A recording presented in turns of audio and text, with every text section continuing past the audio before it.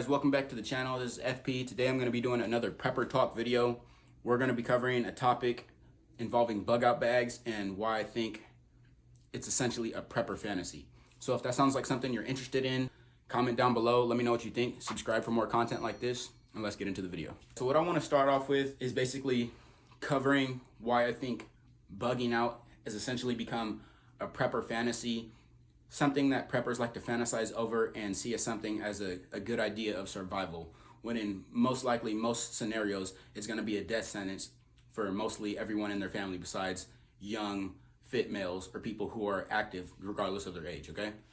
So if you guys have a family where you have a lot of women, children, or even just a few women and children, right?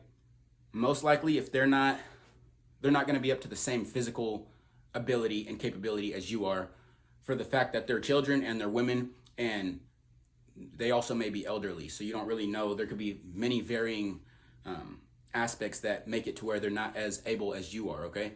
So you guys really need to calculate this and really think about why bugging out could be a death sentence versus a way to survive in the woods. Because I'm gonna cut it to you short here. If you go into the woods or to the mountains with an elderly woman or a child who doesn't really have any experience, you guys are going to be slowed down, and if it's a life or death situation, it's going to be a death sentence, okay? So you're better off either staying put in a place that's already secured with supplies, like your homestead, your home, whatever you want to call it, whatever it may be, or actually going out and bugging out by yourself and leaving the family and loved ones to stay at a base camp to be safer, okay? If you're ever having to bug out, make sure you have a bug out location, a secondary location to go to where they can be safe, be sheltered, and not have to survive in the elements. Most women, young children, and people who just aren't as able as you are not going to fare well in those environments. So it's just a bad idea. It's setting up you and your family for failure and for possible to perish in the woods, okay? So you just don't want to end up like that. You don't want to be in that situation. Consider more people than just yourself and what you're capable of doing. Yeah, you may be able to put on a 50-pound pack and hump 10 miles or more in a day, but your mom's not going to be able to do that. Your son's not going to be able to do that depending on his age and his capability, and your girlfriend or wife may not be able to do that, okay? So you guys really got to calculate these people in your life that are important to you, your loved ones, who may be liabilities, but they're still important to you, so you need to figure out a way to keep them safe and keep them out of harm's way. And bugging out is absolutely the wrong way to do that, okay? If you bug out with people who are not able, it's going to be a death sentence for everyone, and a for sure death sentence for the people who are liabilities. Another thing I want to tackle on this is, even if you're a young, fit, fighting age male, bugging out is still not the best option. The longest you're going to survive in the woods, give or take, will probably be a month or two, depending on how much supplies you have. You may not even survive a month without having to procure more food and water. Most likely you're going to have to procure more food and water within the first week or two, okay? If you don't have those skills, you're going to quickly realize that you made a huge mistake. So make sure you have skills, make sure you're calculating all of your supplies, how long they're gonna last you, and how long you can realistically survive off the land and self-sustain in the wilderness, okay? I know myself personally, I could probably go a week or two, and then I'm gonna have to start gathering more supplies off the land. I'm not gonna be able to survive out of my pack for a month straight without dwindling down, losing a lot of weight, and losing energy and strength. And you don't want that to happen. You need hydration, you need food, you need calories, you need energy, because you're going to be expending a lot of energy, okay? So make sure you guys are calculating all these variables. Even if you're a young fighting age male, you can't just go into the woods with nothing and expect to survive like Survivor Man or Naked and Afraid. It's unrealistic. Most people do not have those skills, and those skills are not long-term sustainable. Those people go on those shows for maybe a month or two at a time, if that, right? This bug out scenario, who knows how long it may last. If it lasts more than a month, you could just be setting yourself up for a slow death. You don't want to do this.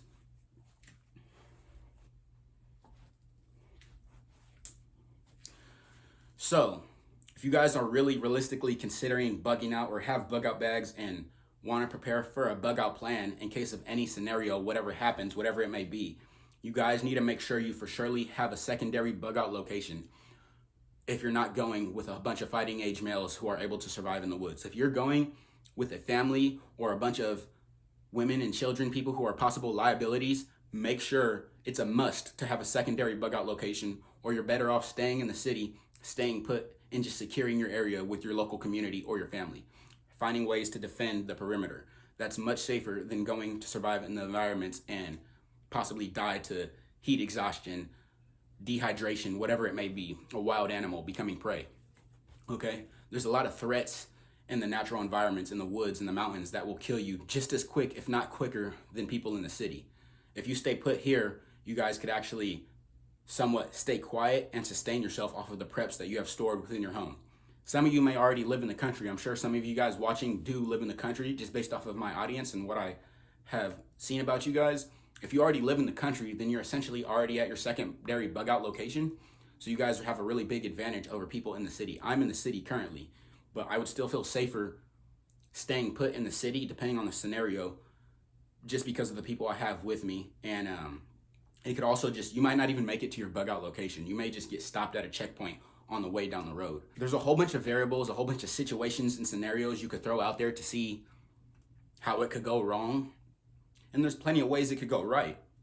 But you guys want to calculate everything, because it's not worth taking a chance on your life or your loved ones' lives to try to survive and be all Minuteman guerrilla fighter in the woods with women and children and elderly who are not going to be able to be as capable as you are. It's just a pointless plan for failure. So let me know what you guys think. Have I been kind of spot on with this analysis of why bugging out is a fantasy for most preppers, and why I believe it's going to get a lot of people killed, because they're going to bug out with people who they shouldn't be bugging out with, and who would be better off staying put even if they're in the city? Based off of logistics and their physical capability, it's just not a good idea to put them in that harm's way. There's a lot of people who don't have any experience even being in the outdoors, walking down a river trail. You think they're going to be good going off the beaten path, humping pounds and pounds of gear through the mountains? They're not. They're not going to make it maybe 2 miles. And then you guys are going to be in a really bad situation if you got enemies on your tail. So that's basically my analysis of why I think bugging out is a death trap, a plan for failure, unless you have a secondary bug out location. That's the one if. If you have a secondary bug out location, then it could be a great idea. It could be a good plan to have extra supplies and caches stored around that property and in that location.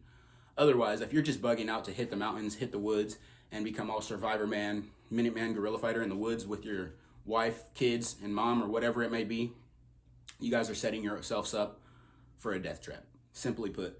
And I just don't want to see that happen. I don't want people to work with that mentality, to think if something happens, I could just bug out, throw a pack on my daughter, my wife, and kids, and everything's going to be fine. It's not going to be fine. It's going to be a big mess, and it's a plan for disaster. So let me know what you guys think. Let me know your opinion on this situation, on this subject, and how you would deal with such situations if you had to bug out knowing you have people with you who are not going to be able to make it. Are you going to shelter in place with them? Are you going to bug out to go do recon and then come back to the shelter in place location? Do you have a secondary bug out location that you're planned on? Obviously, don't give away any operational security or any information to people in the comment section, or even to me. Keep your stuff private and be smart about what you put in the comment section. But yeah, let me know what you guys think is the smartest plan of action for you personally and your family. I'm very interested to know. I know I'm not going to try to bug out with everybody in my family, because they're not all going to make it. They're not going to all fare well as I could fare in the woods. I could survive much longer in the woods than other people in my family and just average Americans, okay? So, yeah, make sure you guys are really being realistic about that, analyzing the situation and the subject, and just don't sugarcoat anything for yourself, and just rip the Band-Aid off and be brutally honest with everything when it comes to that subject. Because if you play around with things and something does happen and you guys are trying to bug out, it's going to be really bad. But that's essentially what I got for today. Why bugging out is a fantasy, and most preppers have made the mistake of over prioritizing their bug out bags. Don't get me wrong. I mean, I have my bug out bag right here. It's always ready to go, right? This is my 72-hour kit. So I have mine ready to go. It's a little Osprey 65-liter pack. But this is for me. I have certain supplies for family members in other bags as well, if we had to throw stuff into a car and go. But that's on a vehicle. On foot, there's not much more people who are going to make it as far as I can within my general household, you know? So you guys really need to calculate that. It's not bad to have bug out bags. I think everybody should have bug out bags, depending on the scenario. It may not be an end of the world SHTF event or something where you're evading marauders or local tyrannical government, but it may be something as simple as leaving your house because of a house fire and you guys want to have change of clothes, something to boost morale, have some food to eat, and some things to keep the kids entertained until you guys get to a hotel or find another temporary housing location. So let me know what you guys think in this video. Comment down below your opinions, your analysis of my analysis, and I'd like to hear everybody's thoughts on the subject.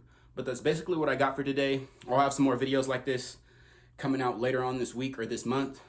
I'm currently working with just recording with the iPhone because I posted recently, if you guys seen on the community, my microphone actually broke. So I'm sorry about the microphone quality being reduced because we're working with the iPhone microphone, but that's what we're recording with right now. We're going to be getting some more shooting gear soon.